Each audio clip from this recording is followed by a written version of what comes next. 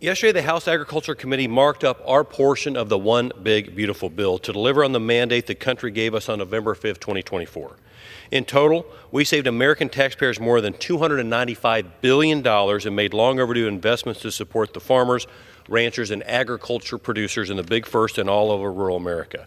I'm very proud of all that we were able to accomplish. However, Mr. Speaker, I've been greatly disappointed in how some of my Democratic colleagues have continued to blatantly lie about the legislation throughout this process. Rather than work together to get our fiscal house back in order and ensure programs like Medicaid and SNAP are on a sustainable path, they have chosen to misrepresent and oppose everything we're working towards. As a fifth generation to grow up on and work on my family farm, I understand the weight and the pride our nation's farmers have in feeding, clothing, and fueling the world. Not a single member of this body wants to see people go hungry, and I'm personally offended by these lies. We want families to be able to put food on their tables. The difference is, Mr. Speaker, we want these programs to actually serve the most vulnerable communities for generations to come.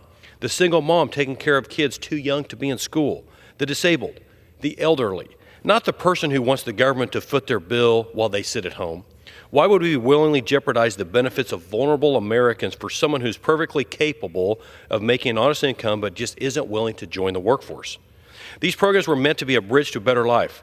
They were intended to help Americans who fell in hard times and needed a helping hand, but today my Democrat colleagues are defending them as a final destination.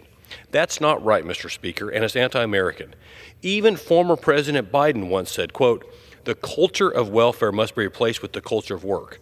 The culture of dependence must be replaced with the culture of self-sufficiency and personal responsibility, and the culture of permanence must no longer be a way of life," end quote.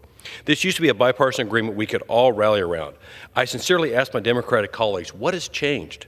We live in the greatest country in the world, and where anyone from anywhere can come here legally, make an honest living, and pursue their American dream. That is what House Republicans are fighting for. It's unfortunate that the other side would rather see programs that were meant to help the neediest Americans continue to be riddled with fraud and abuse, intentionally mismanaged and undermined, all of it for the sake of scoring political points.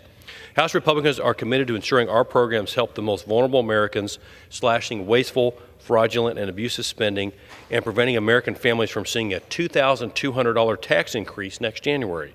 That's what this is all about, and that's why 77 million Americans endorsed this last November. I'm disappointed that not a single Democrat has been willing to work with us, but I feel confident with this majority, along with the Senate and President Trump, we will deliver for the country.